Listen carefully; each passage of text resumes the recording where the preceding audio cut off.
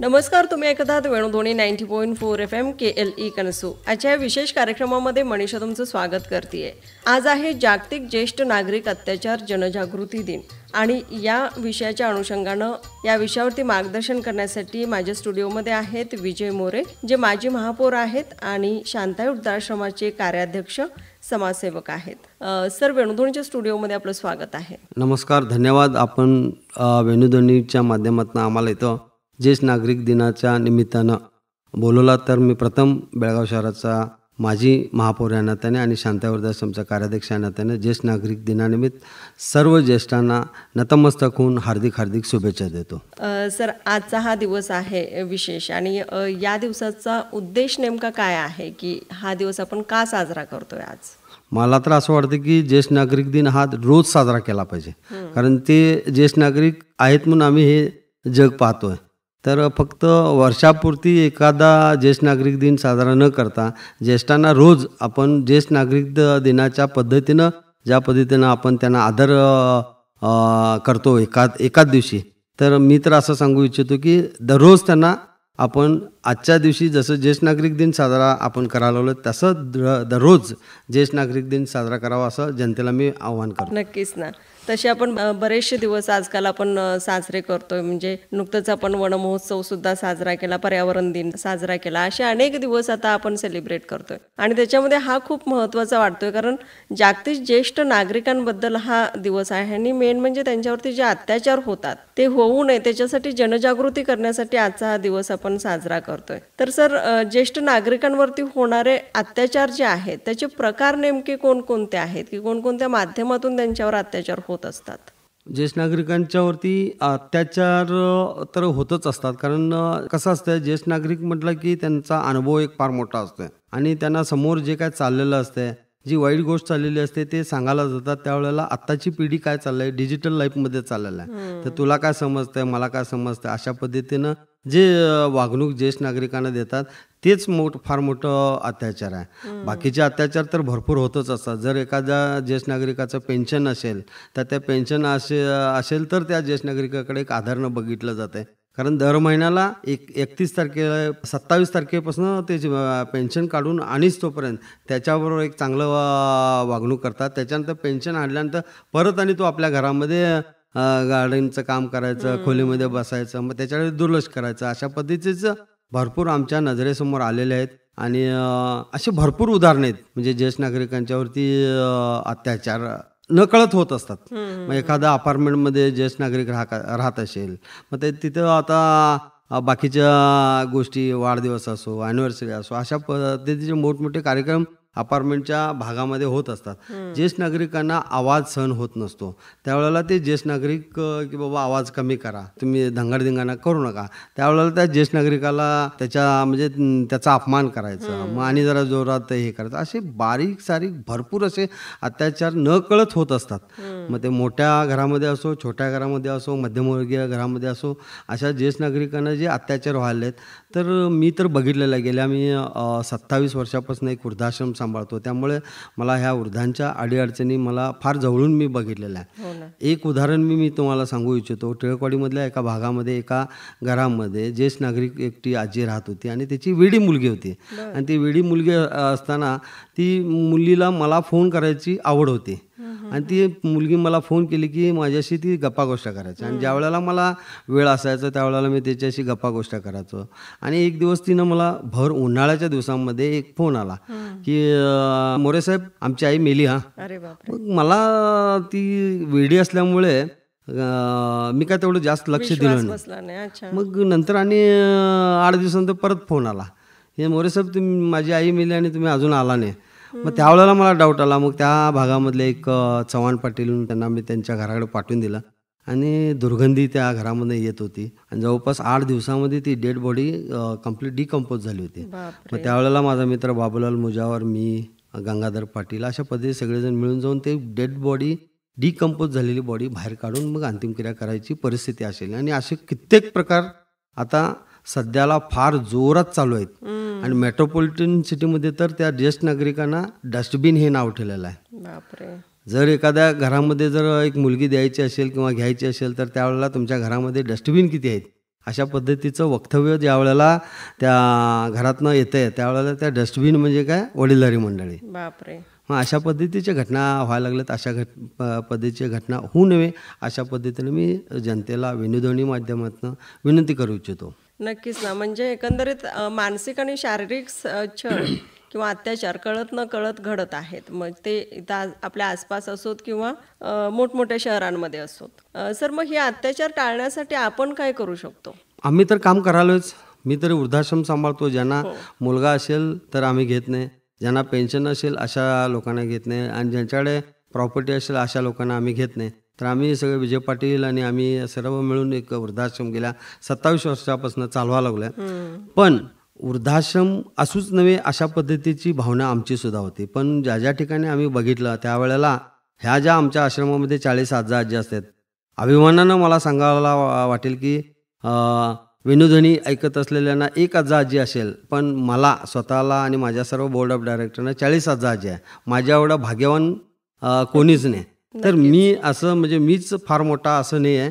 तुमच्या सगळ्यांच्या सहकार्यातून हा वृद्धाश्रम चाललेला आहे. तर मी असं सांगू इच्छेन की ज्यांच्या घरात वृद्ध मंडळ आहेत त्यांच्याशी थोडंसं एक 5 मिनिट सकाळी जाताना बसून त्यांच्याशी गप्पा गोष्टी केल्या. बाबा तुला काय पाहिजे, आई तुला काय पाहिजे, एवढंच जरी म्हटलं तरी त्या आई बाबाला कित्येक म्हणजे इन्सुलिन दिल्यासारखं होईल.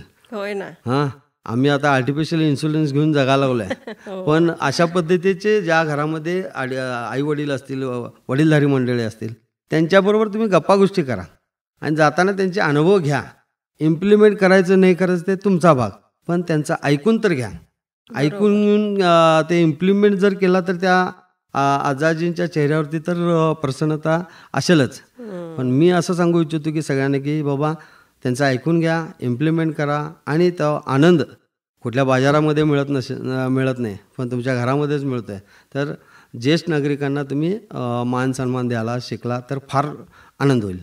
हो ना. एक खूप सुंदर गोष्ट सांगितलीत सर की ऐकून तरी निदान घेतलं पाहिजे. पण ही ऐकण्याची जी क्रिया आहे आता ती बरीचशी कमी होताना दिसते. म्हणजे इव्हन आपण म्हणजे ज्येष्ठ नागरिकांचंच ऐकून घ्यायला पाहिजे असं नाही, पण आपल्यात सुद्धा जेव्हा आपण कम्युनिकेशन करतो, बोलतो, तेव्हाही एकमेकांना ऐकणं हे फार आता कठीण काम झालंय. कारण तेवढा वेळच कोण एकमेकाला देत नाहीयेत अशी गोष्ट झालेली आहे. तर हे जे आपल्या कुटुंबातील ज्येष्ठ सदस्य असतात, ज्येष्ठ नागरिक असतात, त्यांच्याबद्दल आपली काय जबाबदारी असावी? तुम्ही तरी तुमची जबाबदारी खूप चांगल्या रीतीनं पार पाडताय, पण सर्वच नागरिकांसाठी काय सांगू आपण? नाही, मी तेच सांगतो की बाबा आपल्या घरामध्ये जे ज्येष्ठ नागरिक आहेत, ज्येष्ठ नागरिक म्हटलं की त्यांचा अनुभव फार मोठा असतोय. होय ना. फार म्हणजे ते खजाना असतोय. त्या खजानामधले आपण आम्हाला आमच्या लाईफमध्ये, आमच्या परिवारामध्ये, आमच्या बिझनेसमध्ये, आमच्या रोजच्या जडणघडणीमध्ये त्यांचं फार मोठं सहभाग असतं. ते होते म्हणून आम्ही हे जग बघितलं. ते नसत असतं तर आम्ही हे जग बघितलंच नसतं. परिस्थिती अशी आलेली आहे की विनोदणीच्या माध्यमातून जनतेला सांगायची परिस्थिती आली की बाबा ज्येष्ठांना रिस्पेक्ट द्या. तर ज्येष्ठांना रिस्पेक्ट दिल्यानंतर आहे भरपूर अडचणी आहेत, ज्येष्ठांच्या पण अडचणी आहेत. एकाच बाजूनं टाळी वाजत नाही. त्या आजाजींच्याकडनं पण काही चुका होतात, किरकिर करत असतात. पण काय करणार, त्याला नाही इलाज.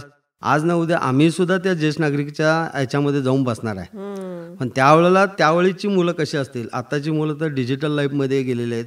तुम्ही बाजूला बसून ते आजा किंवा आजी किंवा आई वडील काय सांगालेत ह्याच्याकडे जरासुद्धा म्हणजे लक्ष नसतं. त्या मुलाचं आणि घरच्या सगळ्या लोकांचं फक्त एक बोट आणि मोबाईलमध्ये बिझी झालेले आहेत. ते काय सांगायला त्याच्याकडे बघतच नाहीत. समजा त्याच्यातलं काहीतरी त्यांना समजून घ्यायचं असेल तर तो मुलगा किंवा तो घरातला जो माणूस तो काय करतोय, गुगलवरती जास्ती विश्वास ठेवायला लागलाय. ते गुगलवरती जातं, हे आजी माझी बरोबर सांगाले की नाही, तर त्या गुगलवरती जास्त विश्वास आहे. माझं तर म्हणणं असं आहे की आमच्या घरामध्येच गुगल असताना त्या आर्टिफिशियल गुगलवरती, त्या गुगलमध्ये पण चांगल्या गोष्टी आहेत, त्या पण गोष्टी आपण घेतलं पाहिजे. पण घरातला गुगल जे आहे त्या गुगलला जर आपण चांगलं जर हे केलं तर कित्येक आपले प्रॉब्लेम सॉल्व्ह होतील. होय ना. म्हणजे आता गुगल युनिव्हर्सिटीचा खूप उपयोग होतोय सर, पण त्याच्यासाठी म्हणजे आधुनिक गोष्टी शिकण्यासाठी तो उपयोग आपल्यासाठी महत्त्वाचा आहे तितकाच. पण जे पूर्वीचे जे अनुभव आहेत, जे स्वतः त्या ज्येष्ठ नागरिकांनी किंवा वडीलधाऱ्या माणसांनी घेतलेले आहेत, त्यांचे जे अनुभव आपण पुढे घेऊन जाणार आहोत तेही आपल्यासाठी तेवढेच महत्त्वाचे आहेत आणि ते आपल्याला त्यांच्याकडूनच मिळणार आहेत. तर या तर म्हणजे सगळ्या गोष्टी म्हणजे आपण काय केलं पाहिजे किंवा आपण आपलं कार्य काय करतोय, ज्येष्ठ नागरिकांबद्दल या सगळ्या गोष्टी झाल्या सर. पण सरकार कडून कोणकोणत्या अशा योजना आहेत ज्या ज्येष्ठ नागरिकांसाठी आहेत? आणि सरकारकडून भरपूर योजना आहेत. त्या योजना फक्त इम्प्लिमेंट काही लोक करून घेत नाहीत. अच्छा. कारण बिकॉज ऑफ त्यांच्या एज प्रमाणे त्यांना बँकेपर्यंत जाऊन पोहोचू शकत नाहीत, तहसीलदार ऑफिसपर्यंत जाऊन पोहोचू शकत नाही, DC ऑफिसपर्यंत जाऊन पोहोचू शकत नाहीत, किंवा काही मेडिकली काय हे करायचं असेल तिथपर्यंत जाऊन पोहोचू शकत नाही. त्यावेळेला सरकारने व्यवस्था केलेली आहे, त्याचं इम्प्लिमेंट घेणं फार महत्त्वाचं आहे आणि ते इम्प्लिमेंट करेक्ट ह्याच्याप्रमाणे घेतलं पाहिजे. कारण काय झालं आहे, सरकार इम्प्लिमेंट एक योजना तयार करते, मग त्याच्यामध्ये ते ज्येष्ठ नागरिकांच्यासाठी 1500 रुपयाच्या पेन्शनची योजना. मग ते पेन्शनची योजना ज्या वेळेला बंद पडते किंवा काही कारणानिमित्त काही पेपर नसल्यामुळे बंद पडतात. आता तर मला एक परवाच एक चांगला अनुभव आला.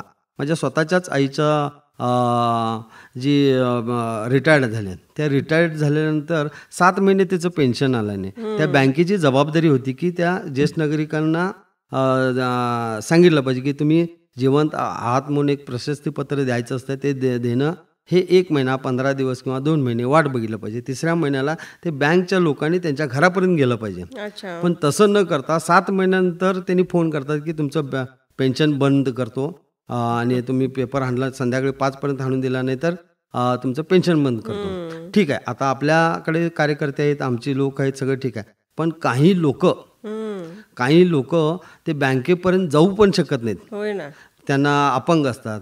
मग अशा वेळेला ह्या बँकवाल्यांची जबाबदारी आहे की ह्या ज्येष्ठ लोकांचे जे पेन्शन्स आहेत, मग ती 1200 रुपयाची पेन्शन असो किंवा सरकारी नोकरीमध्ये निवृत्त झालेली पेन्शन असो, ही सगळी जबाबदारी सरकारनं ह्या सगळ्या नॅशनलाइज बँकला आदेश दिला पाहिजे आणि कठोर कारवाई केली पाहिजे की बाबा 2 महिने जर पेन्शन बंद पडली, का बंद पडली म्हणून त्या पेन्शन बंद पडलेल्याला विचारण्यापेक्षा त्या बँकेला विचारायची जबाबदारी ह्या सरकारनं एक कठोर कायदा निर्माण केला पाहिजे. त्यामुळे ज्येष्ठ नागरिकांची जी पेन्शन मिळणारी आहे ती पेन्शन मिळाल्यानंतर ती व्यवस्थित जगू शकतात. बरोबर. म्हणजे अशा अनेक योजना आहेत ज्या ज्येष्ठ नागरिकांसाठी आहेत, पण त्या त्यांच्यापर्यंत पोहोचत नाही किंवा त्याच्याबद्दल त्यांना जास्त अशी जनजागृती नाहीये त्यांच्यामध्ये. आणि जरी काही लोकांमध्ये असेल तर ती लोक तिथपर्यंत जाऊन किंवा तेवढ्या फेऱ्या मारणं हे त्यांच्यासाठी शक्य नाहीये. तेव्हा ह्या सगळ्या थोड्या गोष्टी इझी करण्यासाठी काहीतरी सरकारने प्रयत्न करायला, सरकारनं पण प्रयत्न केला पाहिजे. आणि माझं तर म्हणणं असं की फक्त ज्येष्ठ सरकारनंच का मदत केली पाहिजे, सरकारनं तर ते मी मगाशी म्हटलो त्या बँकवाल्यांना तर कठोर त्यांच्या कारवाई केलीच पाहिजे. तर ज्येष्ठ नागरिकांच्या संघटना आहेत, त्या ज्येष्ठ नागरिकांच्या संघटनेमध्ये भरपूर ॲक्टिव्ह ज्येष्ठ नागरिक आहेत, त्यांनी सुद्धा कामं केली पाहिजे की ज्याचं बेड रिडन झालेलं आहे, ज्याला अपंग आहे, ज्याला चालता येत नाही, अशा पद्धतीचं त्यांच्यामध्ये ते मेंबर नोंद करून घेऊन पेन्शन बंद पडलेली असेल किंवा आणखी काही सर्टिफिकेट काढायचं असेल, ह्या गोष्टीसाठी ज्येष्ठ नागरिक संघटनाही सुद्धा काम केलं पाहिजे. आणि त्यांच्यासाठी सपोर्टिव्हली काम जे यंगस्टर्स आहेत गावामध्ये समाजसेवेचे कामं करायला लागलेत, वेगवेगळ्या संघटना आहेत, त्या संघटनाही सुद्धा त्यांना सहकार्य केलं पाहिजे. बरोबर. सर, मग ज्येष्ठ नागरिकांचे हक्क असे कोणते आहेत का जे त्यांना माहिती असावेत? ज्येष्ठ नागरिकांचे हक्क तर मी विनोदवाणीच्या माध्यमातून भरपूर लोकांना वाईट वाटेल, मी एक सांगेन की ज्येष्ठ नागरिकांना की बाबा ताट आणि पाट अजिबात द्यायला जाऊ नका. ताट आणि पाट दिला तर नंतर मग तुम्हाला त्या ताटामध्ये जेवणाची वाट बघावं लागेल. ताट म्हणजे पैसा आणि पाट म्हणजे प्रॉपर्टी. ही जोपर्यंत तुम्ही जिवंत आहात तोपर्यंत तुमच्या नावाने राहिलं पाहिजे. आणि ते राहिल्यानंतरच्या प्रॉपर्टी आता माझ्या नावाने आहे तर माझा मुलगा त्याच्या नावाने केलो तर उद्या तो बघेल न बघेल तो भाग वेगळा, पण प्रॉपर्टी माझ्या नावानं असेल, मी जोपर्यंत जिवंत असेल तोपर्यंत त्या घरचे मंडळी चांगले मनापासून त्याच्यावरती प्रेम करतात आणि त्यांच्याकडे आधारानं बघतात. अशी भरपूर उदाहरणं माझ्याकडे सांगण्यासारखी आहेत. बरोबर. मग यानंतर सर, म्हणजे ज्येष्ठ नागरिक हे जे आपण बोललो आता चर्चेमध्ये की त्यांच्याकडे खूप सारा असा अनुभवांचा खजिना आहे जो आपण त्यांच्याकडून घेतला पाहिजे, तर याविषयी आणखी काय आपण सांगू? नाही, मला असं वाटतं की बेळगाव शहरामध्ये ज्येष्ठ नागरिक संघटना एक संघटना आहे, त्या माध्यमातून ते ज्येष्ठ नागरिक काम करायला लागलेत, जेणेकरून त्या ज्येष्ठ नागरिक संघटनेला आमच्यासारख्यांचे काही मदत पाहिजे असेल किंवा आमच्यासारख्या काही युवक मंडळांची मदत पाहिजे असेल तर त्या ज्येष्ठ नागरिक संघटनेच्या सदस्यांनी आमच्याशी थेट संपर्क साधावा आणि आम्ही त्यांना सहकार्य करण्यासाठी तयार आहोत. अच्छा. ज्येष्ठ नागरिकांच्या बद्दल बऱ्याचशा गोष्टी आपण आता डिस्कस करतोय सर. तर अशी कोणती उदाहरणं आपण आणखीन सांगू शकतो का की जी म्हणजे ज्येष्ठ नागरिकांवर अत्याचार होत आहेत आपल्या समाजामध्ये आणि ते आपण पाहतोय? भरपूर रोज उठून एक चाललेलं असतं. एक्सटेन्शन सगळ्यात मेन म्हणजे एक्सटेन्शन एरियामध्ये जे मोठमोठे बंगले बांधून घेऊन राहतात, त्यांच्या घरामध्ये ज्येष्ठ नागरिकांना ज्या पद्धतीनं आपली मुलं सगळी गेटला लॉक लावून बाहेर जातात, त्यावेळेला त्या कंपाऊंडमध्येच ती फिरत असतात. असं न करता त्यांना कुठल्या तरी ज्येष्ठ नागरिक संघटनेमध्ये जॉईन केलं पाहिजे किंवा त्या एरियामध्ये ज्येष्ठ नागरिक संघटनेची टीम तयार केली पाहिजे. आणि जेणेकरून संध्याकाळी मी रोज बघतो सकाळी 5 ते सकाळी 6 आणि संध्याकाळी 5 ते संध्याकाळी 7 एक्सटेन्शन एरियामधले जे ज्येष्ठ नागरिक फिरत असतात, एका गार्डनमध्ये बसून चर्चा करत असतात की तुला काय अडचण आहे, तुला काय अडचण आहे, तुला काय अडचण आहे. तर ती अडचणी तिथल्या तिथे त्यांचे सॉल्व्ह होत असतात. पण ज्येष्ठ नागरिकांना ज्या अडचणी होत आहेत, काही ज्येष्ठ नागरिक पुढे येत नाहीत आणि काही ज्येष्ठ नागरिकांची मुलंसुद्धा पुढे येत नाहीत, तिथंच गुंतलेले असतात. काही बेडरिडन झालेले असतात. त्या बेडरिडन झालेल्या पेशंटकडे घरातली मंडळी काही बघत नाहीत. मग त्यावेळेला जेव्हा जे वारतात त्यावेळेला त्यांना ते आम्हाला समजून येतं. असे सांगण्यासारखे भरपूर उदाहरणे आहेत. पण मला असं वाटते की समजून घ्या, ज्येष्ठ नागरिक आपल्या घरात असतील तर त्यांना त्यांचा पैसा, त्यांचं सोनं, त्यांची प्रॉपर्टीकडे न बघता ते ज्येष्ठ नागरिक घरात असतील तर घरातल्या मुलांच्यावरती आणि परिवारावरती एक वेगळा पॉझिटिव्ह एनर्जी मिळण्याचं काम ज्येष्ठ नागरिक करत असतात. हो, ज्येष्ठ नागरिक किरकिरी करतात ते पण मला पण अनुभव आहे. कारण 40 आजारांना सांभाळत असताना किती धमचाक होते ते मलासुद्धा माहीत आहे. पण काय करणार, त्यांचा स्वभावच असते. कारण उद्या आम्ही त्या एजला जाणार आहे, त्याच्यासाठी आम्ही सुद्धा तयारी ठेवली पाहिजे की बाबा उद्या पुढे जाऊन ह्याच्यापेक्षा वाईट परिस्थिती व्हायची नाही. सर, मग आता गेली 27 वर्ष तुम्ही हे स्वतः वृद्धाश्रम लावताय, ज्याच्यामध्ये आता तुम्ही उल्लेख करताय वरचीवर की 40 आजी आजोबा तुमच्यासोबत आता राहत आहेत तिकडं. तर खूपच वेगवेगळे अनुभव तुम्ही घेत असाल रोजचे. तर यामध्ये म्हणजे जेव्हा त्यांच्या आरोग्याच्या समस्या निर्माण होतात त्यावेळी काय अशी सिच्युएशन निर्माण होते किंवा काय करता तुम्ही? जास्ती करून आरोग्याची समस्या मॅक्झिमम मला असं वाटतं की 40% की नाही मानसिक संतुलन हे झालेले ज्येष्ठ नागरिक फार आढळतात. अच्छा. कारण त्याला कारण पण तसं आहे. आजचं हे सगळं जग बघत असताना त्यांना ते अजिबात जमून घेत नसतात. बजाज सुपर आणि होंडा ॲक्टिवा, बजाज सुपर वेगळी आणि होंडा ॲक्टिवा वेगळी. त्यामुळे मी बजाज सुपर आणि होंडा ॲक्टिवा का सांगावलं, बजाज सुपर ज्या वेळेला 30-40 वर्षापाठी मी खराब जर झाली तर मेस्त्री आहे की नाही 10 रुपयामध्ये रिपेरी करत होता. आता काय झालं आहे, होंडा ॲक्टिवा घेतल्यामुळे एक पार्ट कुठला तर बाद झाला तर 500 रुपये काढायला पाहिजे, अशी परिस्थिती आता निर्माण झाली. तरीसुद्धा मला असं बेळगावमध्ये काम करत असताना मी बघितलेलं आहे, ज्येष्ठ नागरिकांच्या ज्या वेळेला म्हणजे त्यांची प्रकृती खालावली किंवा त्यांना काय मेडिकली प्रॉब्लेम जर झाला तर बेळगावमध्ये KLE हॉस्पिटलसारखं हॉस्पिटल पुऱ्या ह्या आशिया खंडामध्ये नंबर 1 हॉस्पिटल मी बघितलेलं आहे. आणि ज्येष्ठांना ज्या पद्धतीनं त्या आमच्या हॉस्पिटलमधल्या PROज म्हणा, डॉक्टर्स म्हणा, कशा पद्धतीनं वागणूक देतात, एक चांगलं व्याख्यानजोगं असं तिथं वागणूक देतात. फ्री हॉस्पिटल आहे, त्या फ्री हॉस्पिटलमध्ये मीच कित्येक वृद्धांना ॲडमिट केलेलं आहे. वृद्धांना ॲडमिट करून तिथं बरं करून त्यांच्या घरी पाठवलेलं आहे. बिल का असेल त्यावेळेला वृद्धांचं साठी KLE हॉस्पिटलमध्ये भरपूर असं सहकार्य करत असतात. असे वेगवेगळ्या ठिकाणी सुद्धा करत असतात. आणि की एक गोष्ट सांगायला मला म्हणजे समाजाला सांगायचं आहे की बाबा सिव्हिल हॉस्पिटलमध्ये मी प्रत्येक 8 दिवसांनी एकदा फेरी मारत असतो. त्या ठिकाणी प्रत्येक वॉर्डमध्ये कमीत कमी 1 ते 2 ज्येष्ठ नागरिक ॲडमिट असतो आहे. आणि तो कोण ॲडमिट केलेला असतो तो गायब झालेला असतो आणि तो महिना तिथं राहत असतो. अशा वेळेला त्या हॉस्पिटलमधल्या लोकांचीही धमचाक होते, तिथं काम करणाऱ्याचीही धमचाक होते. कारण नैसर्गिकरित्या आपण जे काय प्रक्रिया करत असतो, मग ते टॉयलेट असो हे असो, हे काढण्यासाठी पेड लोक चालत नाही, त्याला डेडिकेटेड लोक लागतात. ते डेडिकेटेड काम करत असताना तिथल्या आजूबाजूचं हॉस्पिटलचं परिसर म्हणजे पूर्ण घाण झालेलं असतं आणि तशा परिस्थितीमध्ये ते वारलेले असतात. तशा वेळेला ते वारल्यानंतर हॉस्पिटल ऑथॉरिटी असो, पोलीस डिपार्टमेंट असो मला फोन करतात. आजपर्यंत मी 1485 बेवारस अंतिम क्रिया केल्या आहे. त्याच्यामध्ये जवळपास सिव्हिल हॉस्पिटलमध्ये 20 ते 25 अशा लोकांचा अंतिमक्रिया केल्या आहे. आणि त्या अंतिमक्रिया करत असताना त्यांना उचलून घेऊन जात असताना म्हणजे नाकाला पट्टी बांधलं तरी ते वास हे होत नाही, असे ध्येय आम्ही अंतिमक्रिया केल्या.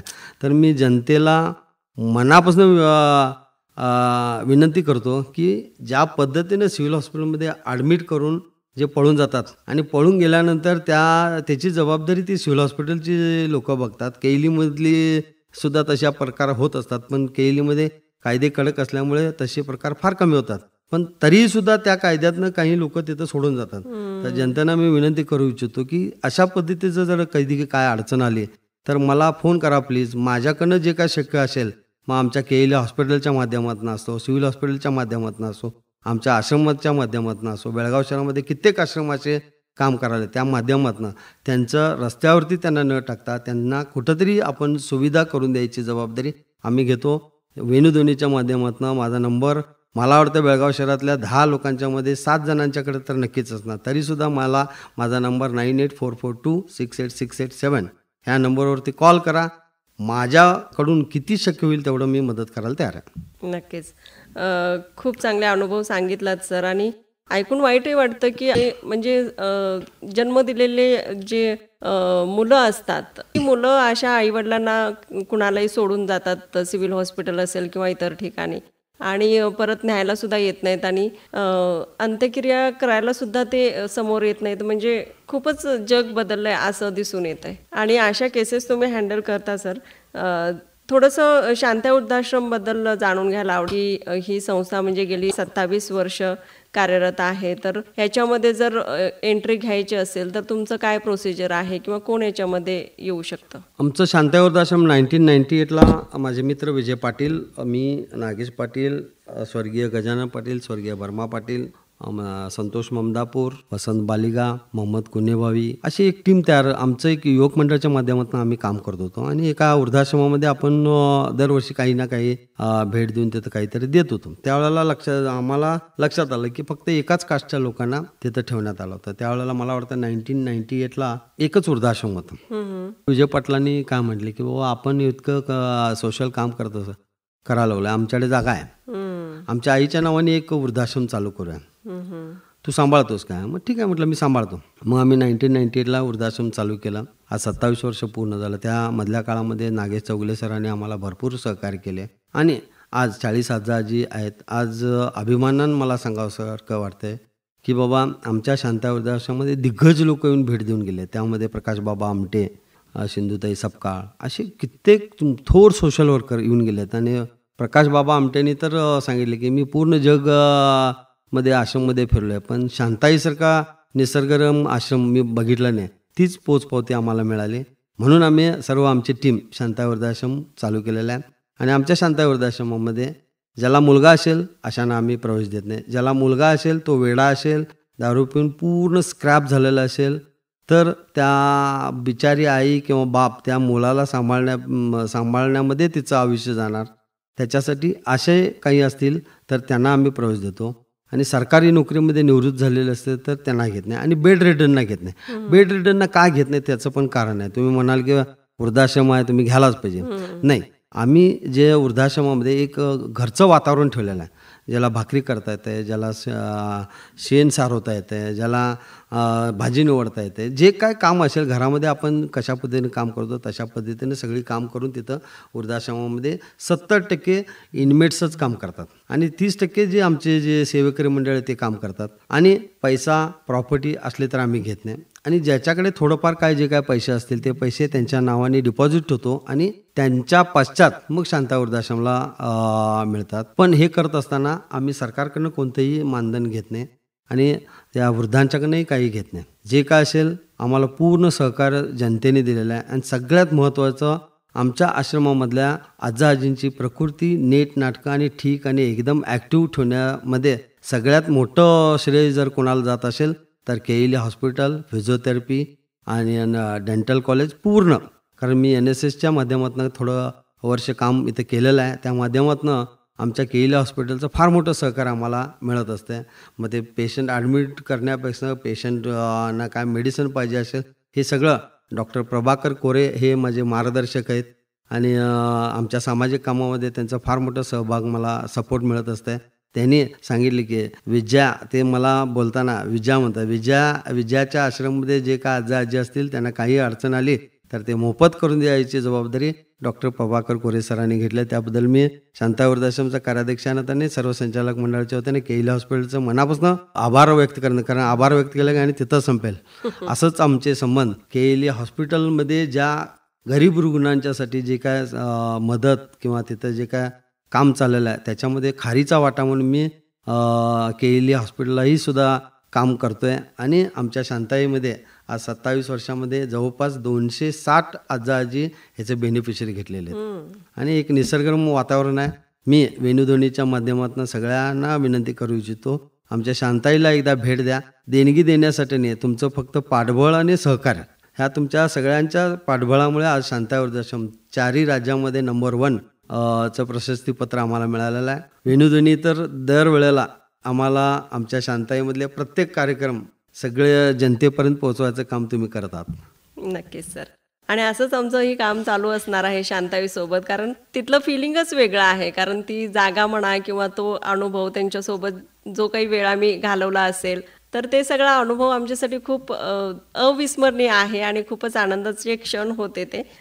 सर, आज आपण जागतिक ज्येष्ठ नागरिक अत्याचार जनजागृती दिनानिमित्त बोलतोय, तर या अनुषंगानं आपण आपल्या लिस्नरना काय मेसेज देऊ? ज्येष्ठ नागरिक अत्याचार दिनानिमित्त जो काय आज आमचा जवळपास अर्धा एक तास चर्चा झाली, समाजाला मी सांगू इच्छितो, एक माजी महापौर या नात्यानं आणि एक जे शांताई वृद्धाश्रमचा कार्याध्यक्ष या नात्यानं, प्रत्येकाला आई वडील आहे, प्रत्येकाला आजा आजी आहेत, प्रत्येकाचे आई वडील आहेत म्हणून त्यांनी ते जग बघितलेलं आहे. आणि आम्ही ज्या वेळेला स्टेबल होतो तर स्टेबल व्हायच्या पाठीमागे पिल्लरचं काम जर कोण करत असेल तर ते आजा आजी आणि आपले आईवडील. आपल्या आईवडिलांना आणि आपल्या आजा आजींना अपमानपूर्वक वागणूक देऊ नका, त्यांची आदर घ्या. आणि की एक सगळ्यात महत्त्वाचं, सगळ्या विद्यार्थ्यांना मी विनंती करू इच्छितो की आपल्या आईवडिलांच्या चरणस्पर्श करून, कॉलेजला जाताना म्हणा, कॉलेजहून जाऊन आल्यानंतर तुम्ही चरणस्पर्श करून जर गेलात आणि येताना आईवडील विचार करत बसतात की आज माझा मुलगा मुलगी का पाया पडून गेले, म्हणजे एवढे सेन्सिटिव्ह आईवडील किंवा आजा आजी असतात. त्याच्यासाठी त्यांना मान सन्मान द्या, त्यांचे ज्या अडीअडचणी असतील त्या सोडवा. आणि त्यांच्या अडीअडचणी जर तुम्ही सोडवलात तर आयुष्यातले तुमच्या अडीअडचणी सॉल्व्ह होतील, असं वेणुध्वनीच्या माध्यमातून विनंती करू इच्छितो. थँक्यू सो मच सर, एवढ्या महत्त्वाच्या विषयावरती बोलण्यासाठी तुम्ही आम्हाला वेळ दिलात त्याबद्दल. नमस्कार. हा होता आजचा विशेष कार्यक्रम जो आपण केली वेणुध्वनी 90.4 FM वरती ऐकत होतो. जागतिक ज्येष्ठ नागरिक अत्याचार जनजागृती दिवस आहे आजचा, आणि त्यानिमित्त विजय मोरे आपल्यासोबत होते. काय समस्या असतात ज्येष्ठ नागरिकांच्या आणि कशा आपण त्या सोडवल्या पाहिजेत, आपली काय जबाबदारी आहे, या संदर्भात आजच्या भागामध्ये आपण चर्चा केली. कसा होता आजचा कार्यक्रम मला जरूर कळवा. नंबर आहे 90199049